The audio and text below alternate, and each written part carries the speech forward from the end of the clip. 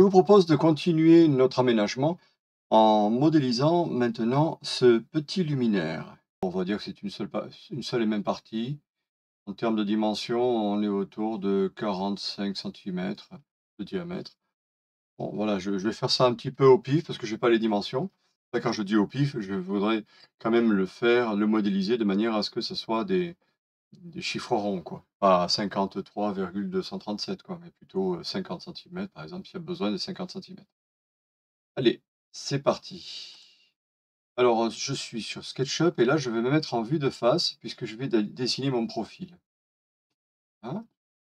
Je vais dessiner le rectangle avec de la dimension, de la demi-dimension capable. Donc, je pars d'ici. Voilà, donc en hauteur, c'est quelque chose qui fera aux alentours de 250 millimètres. Et en largeur, je pars sur quelque chose de 500 millimètres. Donc, en X, c'est la première valeur, c'est celle-là. 250, puisque la 250 c'est la moitié de 500, point virgule, et la hauteur, je vais la faire de 300. Allez, voilà. Donc ça, c'est la moitié de ma section du, du lustre, de la bas-jour. Voilà. Barre espace pour sortir de mon outil. Je vois qu'ici, il y a à la moitié à peu près, il y a un petit cran. Donc j'appelle l'outil ligne avec la lettre L de mon clavier. Je clique ici, je rentre à l'intérieur. Moi, je vois ici en bas, là, je regarde à peu près la valeur. Là, ça me semble pas mal. 38, donc je vais rentrer 40. Voilà, comme ça, moi, j'ai un chiffre rond. Je crois qu'il y a un plat. Ouais, je vais faire un petit plat de 20 millimètres. Et puis, je ne sais pas si c'est arrondi ou si oh, ouais, ça a l'air d'être arrondi, donc je vais faire un arrondi. Donc l'arrondi, j'ai besoin de connaître mon point de centre qui va se trouver là, à peu près par ici. Alors pour cela, je vais tracer un guide. On a des guides de construction que l'on peut faire avec cet outil-là. Donc cet outil se permet de mesurer, bien sûr. Par exemple, si je veux mesurer la distance que j'ai de là à là, voilà, en bas, il me dit 250. Si je mesure de là à là, j'ai bien 300 comme je l'ai appris tout à l'heure. Et je peux faire aussi un guide. Donc pour faire un guide, je suis obligé de ne pas me mettre sur une extrémité, parce qu'en me mettant sur une extrémité, je risque de faire un point, et les points ne sont pas toujours très visibles de SketchUp. Donc il vaut mieux se mettre voilà, ici. Là, j'ai fait double clic, j'ai fait 2 clics au même endroit, ça m'a tracé une verticale. Là, je viens de faire une horizontale et je viens la placer ici. Donc la distance que j'ai de là à là est de 40 millimètres. Donc je vais déplacer, plutôt je vais refaire un autre guide à 40 millimètres. Donc je renseigne 40 millimètres. Là, je viens de dessiner un carré qui va me permettre de pouvoir dessiner mon arc de cercle. Pour dessiner l'arc de cercle, je vais venir ici, j'ai déjà mon point de centre. Donc c'est parmi les 3 types d'arc de cercle qu'il est possible de faire. Eh bien, je vais prendre celui-là. Je donne d'abord le point de centre. Donc il le dit ici, hein, sélectionner le point de centre. Je clique ici. Je clique en haut. Donc ça, je viens de donner le rayon. Et là, je dessine l'arc, donc la valeur que je souhaite. Je clique ici.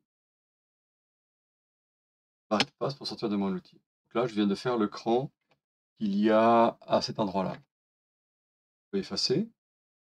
J'appelle mon outil la gomme avec la lettre E au clavier. OK, maintenant je vais donner l'épaisseur à ceci. Donc je fais une fenêtre de sélection pour sélectionner tout ce trajet, ici. Et je vais faire un parallèle. Cet outil-là, le décalage. Le raccourci clavier de décalage, c'est la lettre F du clavier. Et je vais lui donner une épaisseur de 5 millimètres. Entrée.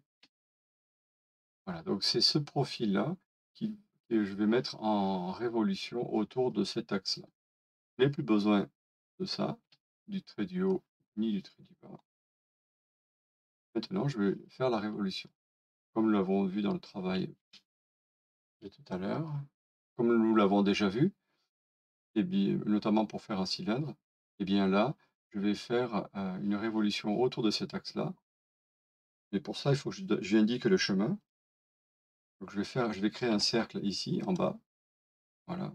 Je peux le faire, de cette taille-là, par exemple. Je n'ai pas besoin de la surface de mon cercle, donc je la sectionne et je la supprime parce que je n'ai besoin que de ma périphérie, du chemin. C'est-à-dire qu'en fait, cette forme-là va parcourir le chemin qui est, lui, périphérique. On verra plus tard qu'on peut changer, bien sûr, ce chemin-là et c'est effectivement avec cet outil-là que l'on va faire, par exemple, les corniches, la corniche qui se trouvera en haut ou les plaines qui se trouveront en bas. Voilà.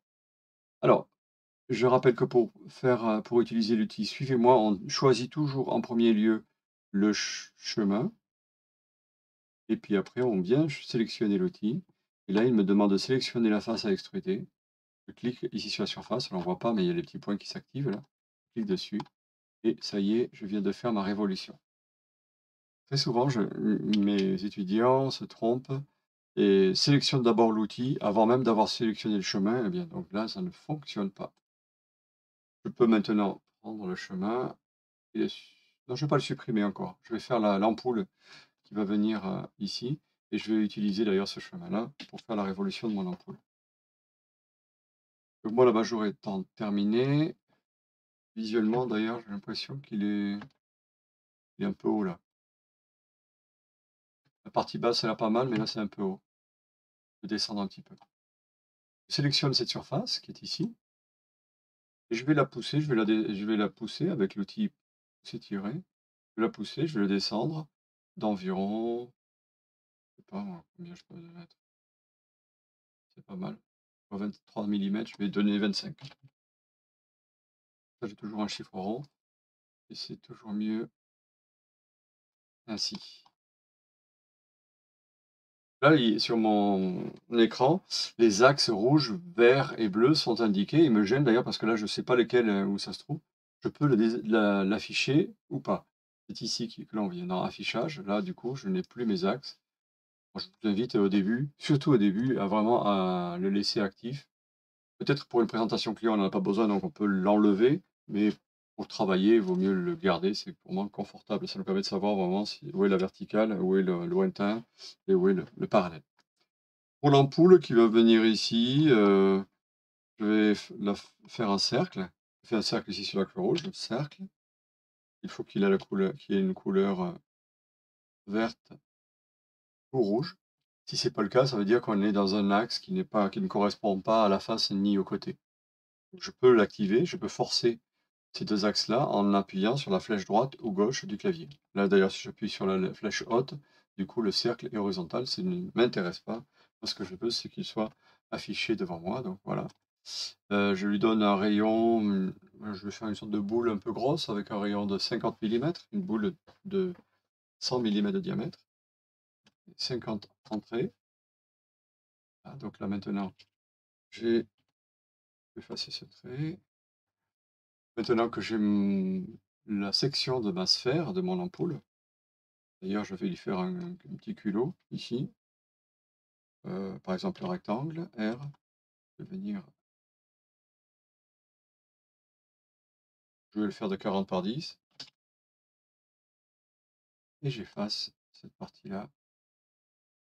Je sélectionne mon chemin, j'utilise l'outil suivez-moi, je clique, ça y est, j'ai fait mon ampoule. Par contre, mon ampoule n'est pas blanche, ça veut dire que la face extérieure se trouve à l'intérieur. Je fais un triple clic, clic droit, inverser la face pour que mon ampoule soit blanche, donc pour que j'ai bien à l'extérieur la bonne peau. Cercle, je n'en ai pas besoin. Je peux maintenant créer 2 composants, le composant ampoule et le composant abat-jour. Donc là, pour cela, je fais un triple clic pour sélectionner l'abat-jour. Je force la lettre G du clavier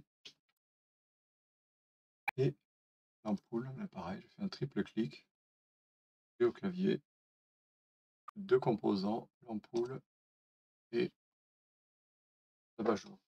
Donc, dans mon ouvrage, j'aurai sans doute besoin de le placer. Peut-être que cette ampoule, je vais la monter un tout petit peu, parce que là, elle est un peu trop basse. Alors, je la sélectionne. Voilà, elle est sélectionnée. Je vais la déplacer, donc M au clavier, ou alors sinon, j'utilise cette icône. Et je vais la déplacer verticalement. Donc là, mon point de départ, heu, ça peut être n'importe où, c'est mon point de départ et comme je veux me déplacer verticalement, je clique sur la flèche bleue, voilà, la flèche verticale qui me fait un axe bleu, ce qui me permet de donner la direction. Une fois que j'ai donné la direction, je vais lui dire 80 millimètres. On est pas mal. Si je veux voir la position de l'ampoule, par transparence, venir ici, donc pour avoir cette barre-là, c'est la barre style qui est ici, que j'ai ajoutée. Là, je mets la transparence. C'est que beaucoup travaillent en mode transparence. Je trouve pas ça très pratique. J'aime bien voir ce que ça donne fini, mais par transparence, j'utilise assez peu finalement. Il y en a qui ont une autre méthode de travail, qui préfèrent l'utiliser beaucoup et qui ne travaillent pratiquement que comme ça. Je trouve que c'est un peu déroutant. À vous de choisir. La technique qui va la mieux, c'est celle que l'on adopte. Voilà. Voilà donc l'abat-jour est terminé. Je n'ai plus qu'à l'enregistrer et à le ranger dans un dossier où je vais placer dedans tous les luminaires nécessaires à mes futures créations. Voilà, je vous remercie. À bientôt.